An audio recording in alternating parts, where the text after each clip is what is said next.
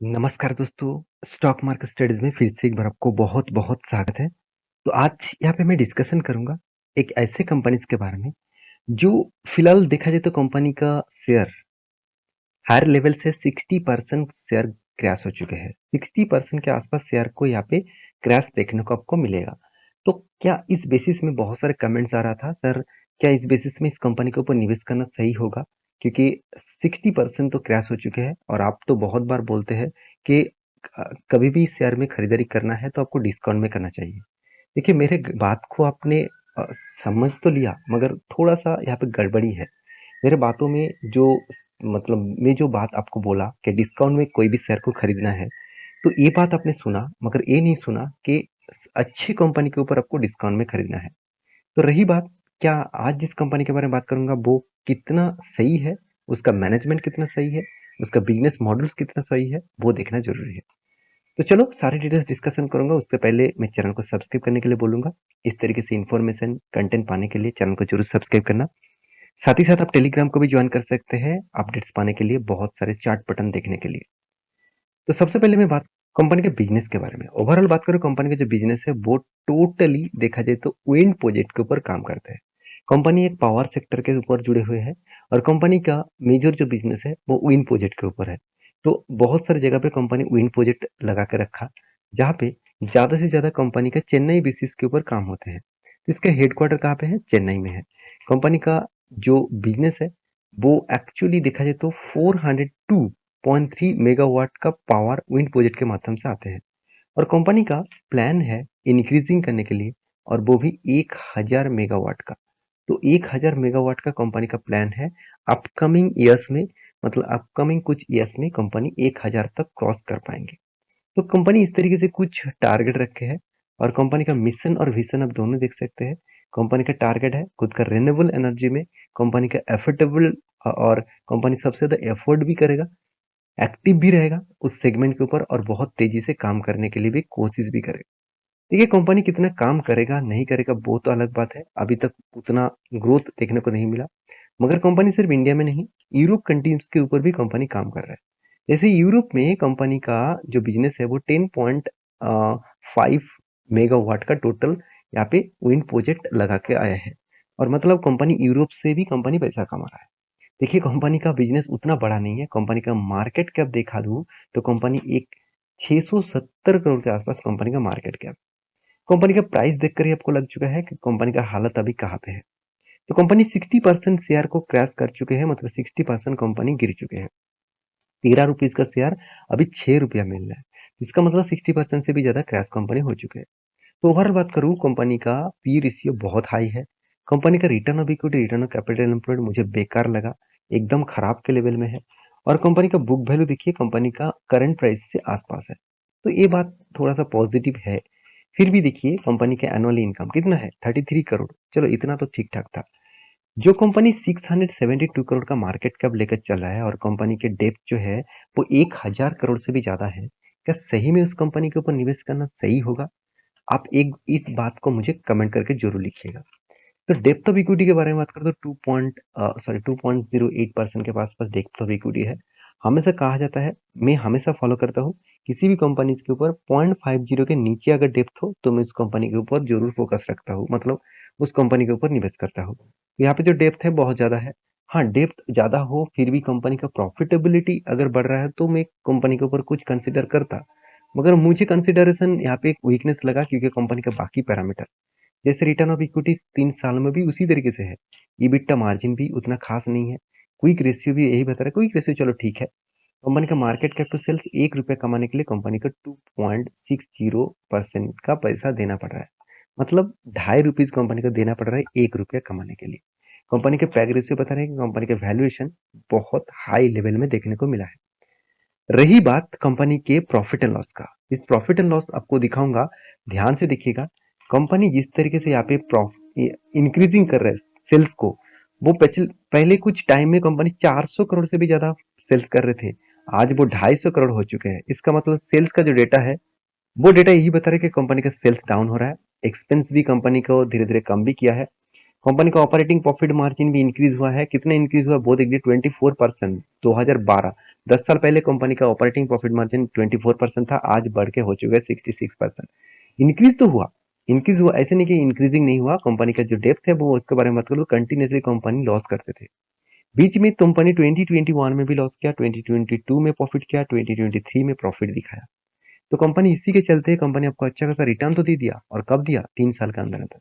देखिए कोविड के बाद छोटे मोटे कोई भी कंपनी जो कभी भी चल नहीं रहा था, वो भी कंपनी आपको 60 to 70% का रिटर्न दे दिया। इसका मतलब ये नहीं कि वो कंपनी आपको फिर से उसी तरीके से रिटर्न दे पाएंगे। तो ये बात आपको समझना पड़ेगा। देखिए आप लोग गलती क्या कहाँ पे कर लेते हैं?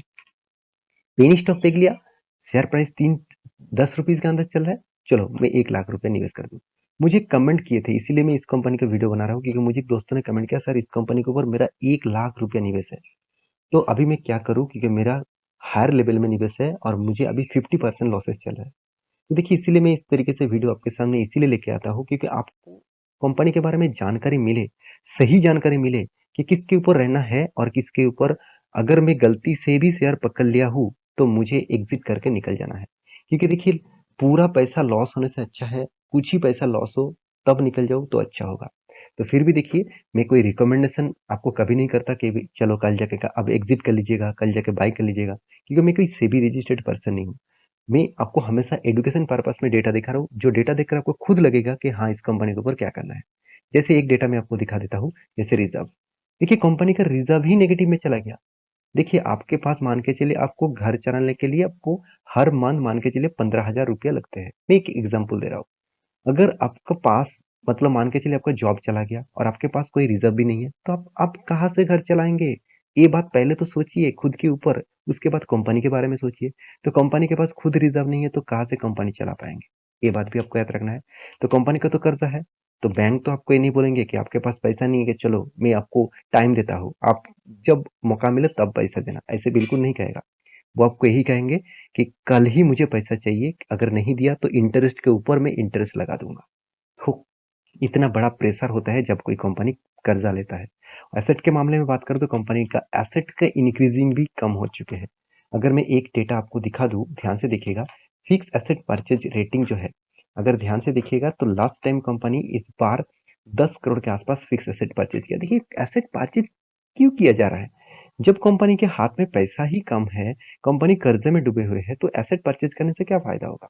क्योंकि एसेट परचेज करें, चलो एसेट में बढ़ा चुका हूँ, कर्जा लेकर मैं एसेट बढ़ा रहा हूँ। देखिए ध्यान से देखिएगा, कंपनी का देखिए प्रोसीड फंड बोरिंग, कंपनी इस बार एक रुपये कर्जा नहीं लिया, तो पहले तो कर्जा लेके रखे थे ना।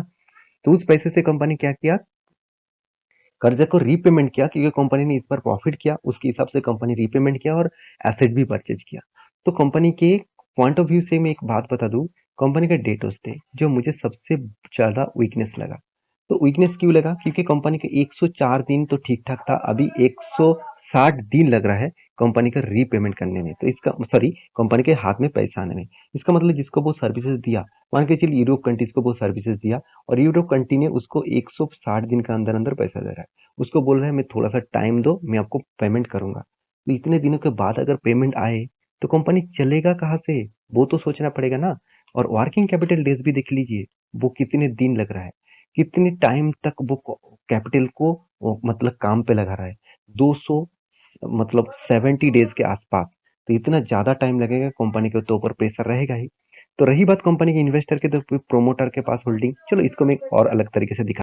प्रोमोटर के पास पहले देखिए 34% का होल्डिंग था, आज कितना 32% के आसपास होल्डिंग देखने को मिला। और शेयर होल्डिंग पैटर्न के बारे में बात करूं तो प्लेजिंग कितने करके रखा। देखिए प्रोमोटर ने तो होल्डिंग तो ठीक है, चलो कम होल्डिंग है कोई बात नहीं, मगर प्रोमोटर ने प्लेजिंग जब 14% होल्डिंग प्लेजिंग था, आज वो 2022 से आज तक कंपनी 99% का प्लेजिंग करके रखा। इसका मतलब पूरा का पूरा शेयर ही गिरवी रख दिया। तो इसका मतलब कल जगह अगर कंपनी का लोन ना मिटा पाए तो जिस देखिए पैसा कहाँ से उठाया, लोन लेने के लिए उठाया, शेयर किसको गिरवी रखा, कोई भी बैंक के ऊपर, कोई भी इन्वेस्टर के पास। तो वो इन्वेस्टर तो इसका शेयर ले लेंगे कि तुमने लोन टाइम टू टाइम नहीं मिटा पाए, तो चलो तुम शेयर मुझे गिरवी रखे थे, चलो मुझे शेयर दे दो। तो कंपनी तो शेयर क्या होगा, जीरो हो जाएगा। तो प्रोमोटर पूरा पूरा के पूरा निकल जाएंगे, तो इसमें पड़ रहेंगे कौन, पब्लिक। तो पब्लिक लगातार होल्डिंग कर रहे हैं, क्योंकि म्यूचुअल फंड फंड वाले ने भी टोटल डीआईएस के पास होल्डिंग देखिए ना के बराबर है 3.5%। म्यूचुअल फंड वाले ने कुछ भी होल्डिंग नहीं उठाया, इंश्योरेंस वाले ने 2% का होल्डिंग उठाया और फाइनेंस जो बाकी कंपनी से 1.52% का होल्डिंग उठाया। इसका मतलब पब्लिक ही इसको ऑपरेट करेगा, पंप्स एंड डंप करेगा। तो जो चार्ट यहाँ पे बना है आप देख सकते हैं किस तरीके से इसको अपर सर्किट देकर पंप करके ऊपर लेके गया, उसके बाद देखिए डंप किया। तो पंप और डंप का खेल यहाँ पे चलते रहते हैं। तो इस बेसिस में आपको इस तरीके से कंपनी से दूर ही रहना है। हाँ, आप ट्रेडिंग के लिए सोच रहे हैं वो अलग बात है। आप एज ए इन्वेस्टर के लिए सोच रहे हैं तो मैं जरूर कहूंगा थोड़ा सा संभल के काम करिएगा।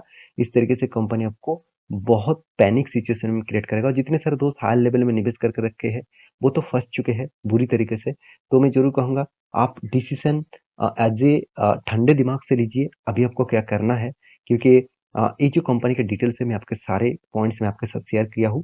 बाकी आपके क्या राय है मुझे जरूर कमेंट करना और इन डेप्थ इस तरीके से एनालिसिस आप चाहते हैं तो मुझे जरूर सब्सक्राइब करिए और चैनल को दूसरों के साथ शेयर भी करिए। मिलेंगे नेक्स्ट वीडियो में, तब तक के लिए अच्छे से रहिए, अपने ख्याल रखिए। Bye bye.